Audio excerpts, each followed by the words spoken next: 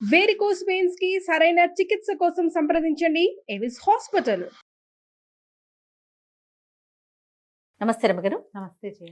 రమగారు, పీరియడ్స్లో కొన్ని పనులు చేయమంటారు, కొన్ని పనులు చేయకూడదు అంటారు. అసలు పూర్వకాలం అయితే చక్కగా ఆ 5 రోజులు ఒక పక్కన కూర్చోబెట్టి పూర్తిగా రెస్ట్ ఇచ్చేవాళ్ళు, శరీరానికి మనస్సుకి కూడా. దానికి ప్రత్యేకించి ఒక ఆహారం కూడా తీసుకునేవాళ్ళు, అంటే సాత్విక ఆహారం తినాలి, అలాంటి నియమాలు కూడా ఉన్నాయి. సరే, రోజులు మారాయి, కాలంతో పాటు మనం కూడా పరుగులు పెడుతున్నాం, ఆడవాళ్ళు ఇంటికే పరిమితం కావట్లేదు కాబట్టి కొన్ని చిన్న చిన్న మార్పులు చేసుకున్నాం. కానీ కొన్ని విధానాలు మాత్రం మనం మార్చుకోం. ఫర్ ఎగ్జాంపుల్, పచ్చళ్ళు పట్టుకోకూడదు, లేకపోతే బీరువా పట్టుకోకూడదు. బీరువా పట్టుకోము, కూడదు ఏమో నాకు తెలియదు, కానీ తీయము, అన్నిట్లో చేతులు పెట్టేయము, ముఖ్యంగా పూజ చెయ్యము, పూజ గదిలోకే వెళ్ళాం. ఊడ్చే అవకాశం లేకపోతే అలా వదిలేస్తాం. పూర్తిగా అయిపోయిన తర్వాత స్నానం చేశాకే మనం అటువైపుకి వెళ్తాం. కానీ ఈ మధ్యకాలంలో కొన్ని సోషల్ మీడియాలో నేను చూస్తూ ఉన్నాను అమ్మగారు, ఎందుకు చేయకూడదు, తప్పేంటి, ఇది కూడా భగవంతుడు ఇచ్చిందే కదా, మొత్తం ఆయన బిడ్డలమే కదా, చేస్తే ఏమవుతుంది, నేను ఇలా చేసేసాను, నాకేం కాలేదు, నేను చాలా హ్యాపీగా ఉన్నాను, ఇలాంటి కామెంట్స్ చూస్తూ ఉన్నామండి. మీరు ఏదైనా చెప్తారా నాకు? కొన్ని విషయాలు ఎందుకు మాట్లాడుతూ ఉన్నామో తెలియకుండా మాట్లాడుతూ ఉంటాను జయ. సోషల్ మీడియా వచ్చాక మనకి ప్రతిదాని గురించి ప్రతి వాళ్ళు ఆడలేదు, మగలేదు, చిన్నలేదు, పెద్దలేదు, అన్నీ మాట్లాడేయాలి, అన్నీ అడిగేయాలి, అన్నీ చెప్పేయాలి, ప్రతిదీ చూపించేయాలి.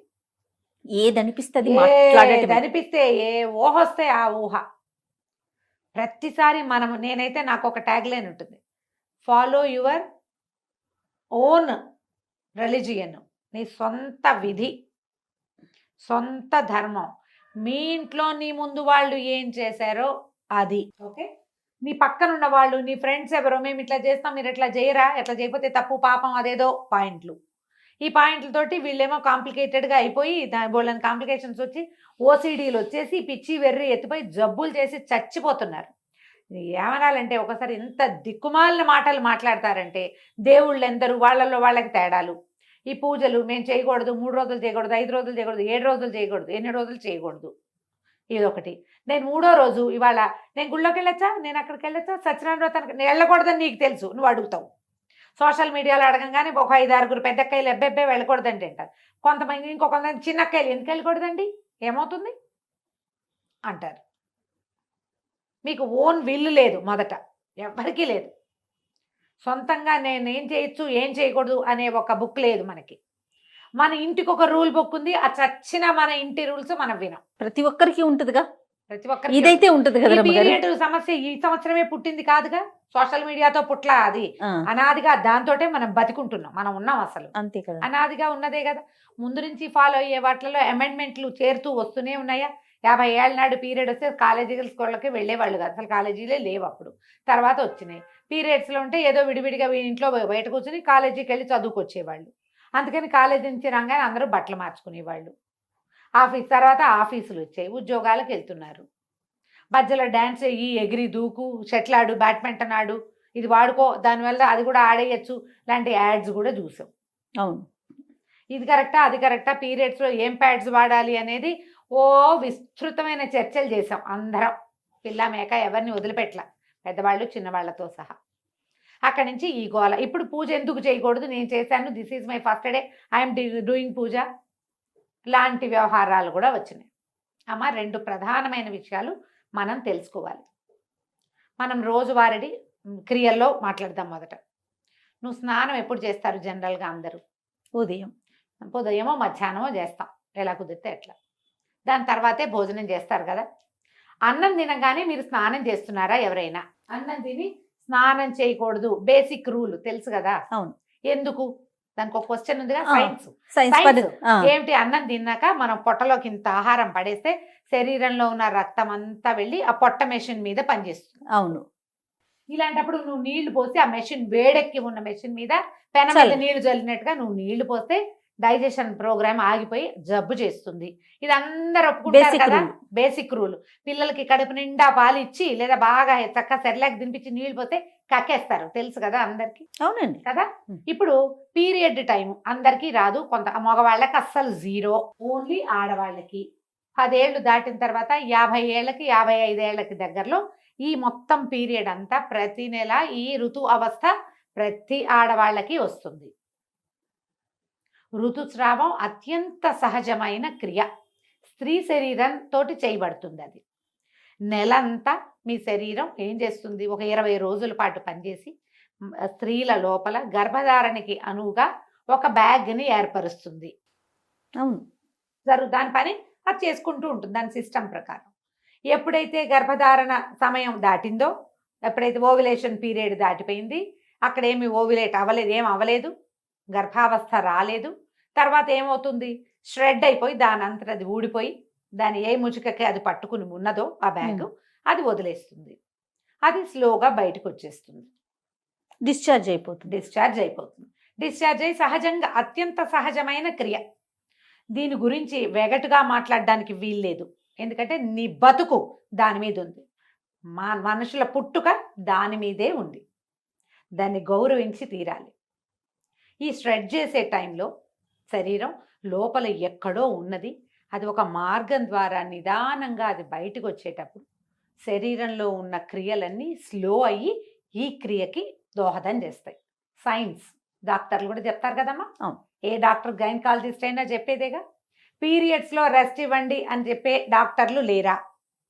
ఉన్నారు, 100% ఉన్నారు. అవసరమైతే చేయండి అమ్మా, అవసరం లేకుండా మీరు సీనియర్ గైనకాలజిస్టులు 100 మంది ఇంటర్వ్యూలు చూస్తాను చేయ నేను. అవునండి. గైనకాలజిస్ట్ అనగానే ముందు అదే వింటాను నేను మిగిలిన మానేస్తా. పీరియడ్ టైంలో సాత్వికంగా తినండి, గైనకాలజిస్ట్ చెప్పకర్లా, మన ఇంట్లో ఉన్న ముస్సిలి మా అమ్మ కూడా చెప్తుంది. అవును, హాయిగా లైట్ ఫుడ్ తినండి, రెస్ట్ తీసుకోండి, ఓ పక్కన ఉంచండి. కొంతకాలము దీని మీద అవగాహన లేక వీళ్ళని స్నానాలు చేయనివ్వకుండా ఒక మురికి చీకటి కొట్లలో వాళ్ళని చూస్తేనే పాపం అన్నట్టుగా జరిగింది. నేను కాదని అన్నం, ఒక రకమైన అవగాహన లోపమే కానీ అసలు క్రియ మాత్రం చేశారు, వీళ్ళకి రెస్ట్ మాత్రం ఇచ్చేవాళ్ళు. అవును, దీనికి ప్రధానంగా కావాల్సింది రెస్ట్. అది జరిగింది, అదైతే జరిగేది. వాళ్ళని ఇంటి పనులలోకి రానివ్వకుండా ఓ పక్కన వచ్చారు, చూస్తేనే పాపం అన్నట్టుగా ప్రవర్తించిన వాళ్ళు కూడా కొంతమంది ఉన్నారు. వాళ్ళకి అవగాహన లేక, అది ఎక్కడ పర్సెంటేజ్ తక్కువ కదండి, చాలా తక్కువ. ఆ ఒకటి హైలైట్ చేసి మాట్లాడకండి దయచేసి, మీరెవ్వరూ ఆ పరిస్థితుల్లోకి వెళ్ళాల. ఇప్పుడు సమాజంలో ఉన్న వాళ్ళు ఎవరు దాన్ని చూసిన వాళ్ళు చాలా 10% కూడా లేదు. అవునండి. ఇప్పుడు మాట్లాడే వాళ్ళు ఎవరికి దాని గురించి తెలియదమ్మా. అక్కర్లేని మాటలు అవన్నీ పక్కకుంటే సరిపోతుంది. అయినా ఇప్పుడు ఇది డిశ్చార్జ్ అయిపోతుంది నిదానంగా. అప్పుడు నువ్వు తిండికి ఎక్కువ అవి ఇవి తినేసి వృక్ష పదార్థాలు తిని పొట్టకి పని కల్పించద్దు. నీ గర్భంలో పొట్టలో వేరే క్రియ జరుగుతోంది, దాన్ని స్లోగా జరగనివ్వు, జరిగిపోతుంది దాని దారినది. అయిపోయాక 4 రోజులు అయితే జనరల్గా పాత రోజుల్లో 3 days ఫుల్ బ్లీడింగ్ అయ్యేది, ఇది లెక్క. 4వ రోజు స్వల్పంగా ఉండేది. 5వ రోజున మార్నింగ్ 5వసారి స్నానం చేస్తే 5th day మార్నింగ్ మీరు తల స్నానం చేస్తే మీరు పూజ చేసుకోవచ్చు, ఇది చేసుకోవచ్చు, అన్నీ చేసుకోవచ్చు అనే విధి ఎప్పుడు ఉండేదంటే, అప్పట్లో ఆడవాళ్ళు వంగి లేచి కూర్చుని నీళ్లు పట్టుకుని నీళ్లు తెచ్చుకుని కూర్చుని గొంతు కూర్చుని వంట చేసి బావిలోంచి నీళ్లు తోడుకుని చల్లటి నీళ్ళ స్నానం చేసి వాకిళ్ళూడ్చి బియ్యం దంచి ఇన్ని పనులు చేసేటప్పుడు ఈ 4 days ఖచ్చితంగా ఉండేది. నాకు కూడా తెలుసు, నా సొంతంగా కూడా. ఎప్పుడైతే మనం ఈ సుఖాలు అలవాటు పడే బాత్రూమ్కి వెళ్ళడానికి నడవము, మనము కింద కూర్చొని ఏ పని చేయము, ఏమి దంచము, తొడము, కడగము, ఊడము, చెరగము, ఏ పనులు లేవు. ఇప్పుడు పీరియడ్స్ పైకి కిందకి సహజంగా అయిపోతున్నాయి అందరికీ కూడా. ఇప్పటికీ కూడా 4th dayకి బ్లీడింగ్ పూర్తిగా ఆగిపోయే వాళ్ళు 50% ఉన్నారా లేదా? ఉంటారు ఖచ్చితంగా. అందుకే ప్రెగ్నెన్సీలు, నార్మల్ ప్రెగ్నెన్సీలు చాలా ఉన్నాయి కదా. ఉన్నాయి కదా. నార్మల్ ప్రెగ్నెన్సీ ఎవరికి వస్తుంది? పీరియడ్స్లో ఫ్లక్చుయేషన్స్ లేని వాళ్ళకి నార్మల్గా ప్రెగ్నెన్సీలు వచ్చేస్తాయి. ఏదో ఫ్లక్చుయేషన్ ఇబ్బంది ఉందంటే మీరు పని చేయకపోవటం వల్లే అని నేను అన్ను, రకరకాల ఎలిమెంట్స్ అయ్యి ఉంటాయి. అయినా ఇప్పుడు ఈ క్రియలో ఇది సహజమైనది, మీకు అందరికీ తెలుసు, నేను మళ్ళీ చెప్పాను. వేరే పూజ దగ్గరికి వద్దాం. వాట్ ఈజ్ పూజ? ఏంటమ్మా పూజ? భగవంతుడు నువ్వు 2 పూలు తెచ్చి ఊరికే ఇక్కడ పడేసి అలంకారం చేసుకోవటం కాదు. నీ పూజ చేస్తే మన శరీరంలో ఉన్నటువంటి బ్లడ్ పైకి వెళ్తుంది, చక్రాస్లో ఉన్న ఎనర్జీ పైనున్న సహస్రారంలో ఉన్నటువంటి శక్తిని చూడ్డానికి పైకి వెళ్తుంది. అది మనకి ఇప్పుడు పీరియడ్లో శక్తి అంతా ఎక్కడికి వెళ్తోంది? తిరోగమనంలో ఉంది, కిందకి వెళ్తోంది.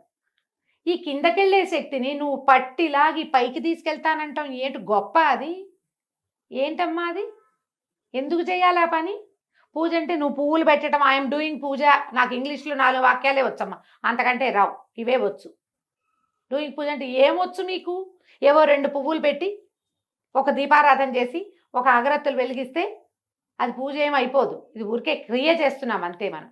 పూజ అంటే ఏదైనా చదవటం, ఏదైనా భగవంతుడికి ఆత్మ సమర్పణ చేయటం అమ్మా పూజ అంటే. అది క్రియ కాదు, ఉమ్, ఉమ్. క్రియ కాదు. ఈ పై క్రియ చేసి నేను పూజ చేశాను, పీరియడ్స్లో ఉన్నాను, నేను చేస్తున్నాను, నాకేమీ కాలేదు, మీకు కూడా ఏం కాదు, చెయ్యండి అంటే నువ్వు ఒకదానివి 2 పువ్వులు పెడతావు. నేను అట్లా పెట్టను, నా పూజ అది కాదు. నాకంటే పూజ అంటే ఇంకోటి ఉంది. నువ్వు చేసావని నేను చేయకపోయినా ఎవరో ఒక పిచ్చి మొహాలు 5-6 గట్టిగా అవి ఇవి చదువుకుని చేస్తే వాళ్ళ బ్లడ్ పైకి పంప్ అవుతానంటుంది, ఓ పక్కన బ్లడ్ ఫ్లో కిందకి వెళ్తుంది. ఎందుకు చేస్తారమ్మా ఈ పనులు? ఎందుకు చేయొద్దన్నారు? అసలు పీరియడ్లో ఈ పని వద్దు అని ఎందుకు చెప్పారంటే 2 పద్ధతులు. తిరోగమనం కిందకి ఫ్లో అవుతున్న దాన్ని నువ్వు పైకి పంప్ చెయ్యొచ్చా? ఈ పూజ పిచ్చి ఎందుకు? 5 రోజులు నువ్వు ప్రశాంతంగా ఉండొచ్చే, 4 రోజులు పూజ వద్దు, వంట తంట చేయబోక హాయిగా ప్రశాంతంగా ఉండు, నీ శరీరం బాగుంటుంది, నీ హార్మోన్స్ చక్కగా ఫ్లో అవుతాయి. ఒకవేళ నీ ప్రెగ్నెన్సీలు మనం ఇప్పుడు కంటల్లో 5 వరకు అంటే బాగా కనేవాళ్ళమ్మా. అవును. ఇప్పుడు కన్నడాలు లేవు, ఎవరు 1, 2 కంటాం. కొన్ని అసలు ఆ 1 కూడా వద్దనుకునే అవి కూడా తయారైనాయి ఇప్పుడు, అవి వద్దని. కానీ మీకు మీ శరీరం తన పని చేస్తుంది. బుద్ధి నీది, వద్దనుకునే బుద్ధులు మనవి. శరీరానికి మాత్రం దాని ప్రకృతి ధర్మం ప్రకారం ప్రతి నెల అది రెడీ అవుతూనే ఉంటుంది. నువ్వు వద్దన్నా అది మాంద కదా. నువ్వు అదేం చేస్తుందో దాన్ని చేయని, అది ఏ రకంగా వెళ్తుందో దాన్ని వెళ్ళని వాళ్ళు. కానీ నీ ఐడియాస్ తోటి శరీర ధర్మాలని పాడు చెయ్యొద్దు. పూజ చేస్తే నాకేమీ కాలేదు, నాకేమీ కాదు అన్న నమ్మకం నీకుంటే నువ్వు నీ ఇంట్లో చేసుకో, దాన్ని ఫేస్బుక్లోను వాటిలోనూ పెట్టకు. నేను కొన్ని ప్రశ్నలు ఎప్పుడు ఎదుర్కొంటాను జయ. వాళ్ళ 4th డే నీ గుళ్ళోకి వెళ్తా, ఎప్పుడు వెళ్ళను ఎందుకు అడుగుతారమ్మా? నాకు తెలియక అడుగుతా. సొంతంగా డిసైడ్ చేసుకోరు మీరు. ఇది మీ పర్సనల్ థింగ్ కదా. అంతే నాకు కదా. ఎంత కోపం వస్తుందో జయ. అంటే ప్రశ్నలు అడిగితే మీ కోపం వస్తుందా? పెద్దవాళ్ళు మీరు ఇలా మాట్లాడచ్చా అంటారు రమ్మగారు. నువ్వు కూడా అంటావు. అవును, నువ్వు కూడా అదే మాట అంటావు. నేను అంటాను నీ సొంత పర్సనల్ థింగ్ నువ్వు ప్రతిసారి చేస్తావు. మీ ఇంట్లో మీ అమ్మ చెప్పింది, అమ్మమ్మ చెప్పింది, మేనత్త, అత్తగారులు అందరూ చెప్పుంటారు కదా, ఈ క్రియ ఉన్నప్పుడు ఇది చెయ్యకూడదు అని. నాతో అవుననిపించుకోవాలని మీరు ఎందుకు అనుకుంటారమ్మా? అసలు తప్పు కదా అది. నాకేం బ్లీడింగ్ లేదండి, నువ్వే డిసైడ్ చేసుకో. రెండో మనిషి నీకు అనుమానం ఉంది కాబట్టి నన్ను అడుగుతావు. అనుమానం ఎప్పుడు వస్తుంది జయ? అది తప్పని నీకు తెలిసినప్పుడు కాదు. అంతే కదా. అవునా కాదా? ఖచ్చితంగా. దయచేసి ఈ పీరియడ్స్కి ప్రవచనకర్తలు, పెద్దవాళ్ళు, ఆడవాళ్ళు మాట్లాడడం మానేయండి అమ్మా, స్పందించడం మానేయాలి. ఇది లాస్ట్ స్పీచ్. నేను మళ్ళీ ఇంకొకసారి పీరియడ్ మీద నీతో మాట్లాడి చేయ. పీరియడ్స్ గురించి ఇక నన్ను అడగద్దు, నేను చెప్పను. ఇవి వినడం వల్ల మీరు కేసులు చుట్టాలనేనేమో అవి చూస్తున్నాను. ఇవి అతిగా మాట్లాడతారు, మగవాళ్ళు కూడా చెప్తున్నారమ్మా అక్కర్లేని మాటలు. ఎందుకు వచ్చింది ఇవి ఈ మాట్లాడడము? ఈ విన్న వాళ్ళలో ఒక్కొక్కళ్ళు భయస్థులు, పిరికి వాళ్ళు, పాపం మానసికంగా బలహీనలమ్మా. ఇవి విని భయపడి చచ్చి అదేదో ఎక్కడైనా అంటిందేమో, ఏదైందేమో, ఓసిడీకి లోనయ్యి జీవితాలు మిజరబుల్ చేసేసుకుంటున్నారు జయ. 40 పైన కేసులు మాట్లాడాను జయ ఈ ఒక్క విషయం మీద. నేను 40 కేసులు భాగం పైనే. ఒట్టి శుభ్రత అది కాదు, పీరియడ్ రిలేటెడే చచ్చిపోవడానికి సిద్ధమయ్యే కేసులు చూస్తున్నా నేను. సూసైడ్లు చేసుకుంటున్నారు, దాంట్లోకి వెళ్ళిపోతున్నారు. పిల్లలు కలిపేశారని, ముట్టు కలిసిపోయిందని, అదేదో పంప మునిగిపోతుందని, ఆ 3 రోజులు వాడుకున్న బట్టలు మళ్ళీ వాడుకోకూడదని, గాజులు వేసుకున్న వాళ్ళు గాజులు కూడా తీసి బయట పారేయాలని, ఎన్నెన్నో మార్చాలి, ఇల్లంతా కడిగేసేయాలి, బట్టలన్నీ ఉతికేసేయాలి, దుప్పట్లన్నీ తీసి బయట పారేసేయాలి, పిల్లలు స్కూల్ నుంచి ఇంటికి వస్తే డేగ కళ్ళతో ఆ పిల్లలకి తల్లికి రిలేషన్ ఉండటల్లా ఇట్లా అవుతోంది. మీరందరూ మాట్లాడడం మానేయండి దయచేసి. అయితే అతివృష్టి రేపు అనావృష్టిని చూస్తున్నాం. అవునా కాదా రమ్మగారు? ఎవరి ఇళ్లలో ఏముందో వాళ్ళ ప్రకారం వాళ్ళని పాటించుకోనివ్వండి దయచేసి. పీరియడ్స్ లో చేయొచ్చా అని ఎవరైనా అడిగితే అమ్మా, ప్రవచనకర్తలు మీరు మాట్లాడకుండా ఉంటే చాలా రకాల మానసిక సమస్యలకి అసలు సమాధానాలు లేని స్థితిలో వాళ్ళని పెట్టేసిన వాళ్ళం అవుతున్నాం. నేను కూడా ఇంక్లూడెడ్ జయ. నేను చెప్తున్నా కదా, చేసిన పాపని చెప్తే పోతుంది. ఇదే లాస్ట్ వీడియో జయ. ఇక మళ్ళీ పీరియడ్ రిలేటెడ్ ఇష్యూ క్వశ్చన్, ఏ పండగ గురించి నువ్వు పీరియడ్లో ఉంటే ఎప్పుడు చేసుకోవాలమ్మా? పోలిపాడ్యమి నాడు దీపం పెట్టాలి. పాడ్యం వెళ్ళిపో రోజు నువ్వు బయట ఉన్నావు, 5 రోజుల తర్వాత మార్గశిర మాసంలో దీపం పెట్టమని నేను చెప్పచ్చా నీకు? తప్పు కదా. వినాయక చవితి నాడు పీరియడ్ వచ్చింది, ఎప్పుడు చేసుకోవాలి? ఏమి ఒక సంవత్సరం మానేసి వచ్చే సంవత్సరం చేసుకోకూడదమ్మా. కాదు రమ్మగారు, వినాయక చవితి పూజ దగ్గర నుంచి దసరా నవరాత్రుల దగ్గర నుంచి ప్రతి దానికి ఈ ప్రశ్నే చూస్తూ ఉంటాం అయినా మనం. కార్తీక మాసం అది కూడా కార్తీక మాసం 5 రోజులు దీపాలు పీరియడ్ వచ్చింది మా ఇంట్లో దీపం ఎలా ఏమవుతుంది కొంప మునక మానేసేయండి. తర్వాత పెట్టుకో. నీ స్థితి నీకు ఒకదానికే కాదు కదా, నీ చుట్టూతో ఉన్న ప్రకృతి కూడా తెలుసు కదా.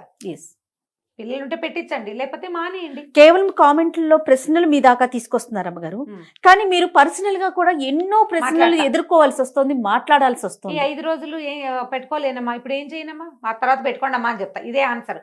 అవునని చెప్పాలి జయ, కనీసం 30 మందికి చెప్పా ఈ మాట, తెలుసా? కార్తీక మాసం రోజు దీపం పెట్టుకోవాలి కదమ్మా, పీరియడ్ లో పెట్టుకోలేము, అప్పుడు ఎలాగమ్మా? మీ ఆయనతో పెట్టించండి. మొగుడు ఒప్పుకోకపోతే కొట్టుకు చేస్తారా మీ ఇద్దరు ఈ విషయం మీద? వదిలేయండి.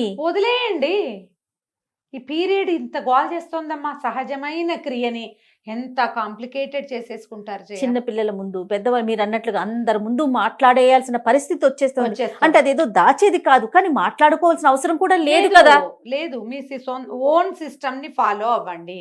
ఎస్, కానీ స్ట్రిక్ట్ గా చెప్తున్నా నేను, పీరియడ్స్ సమయంలో చాలా అత్యవసరమైతే కానీ మీరు ప్రయాణాలు చేయొద్దు.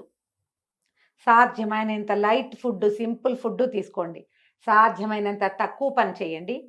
పూజ అని మీరు దేన్ని భావిస్తున్నారో, ఏదైతే మీలో ఆధ్యాత్మిక భావాల్ని పెంపొందిస్తుందో ఆ పని చెయ్యొద్దు. ఇట్స్ ఏ నో మీన్స్ నోయే. ఆధ్యాత్మిక భావాల పెంపొందించడం అంటే బ్లడ్ ఊర్ధ్వగామి అవుతుంది, రక్తం పైకి వెళ్తుంది, అది చేయకూడదు. శరీరాన్ని దాని పని దాన్ని చేసుకోనివ్వండి. రైట్.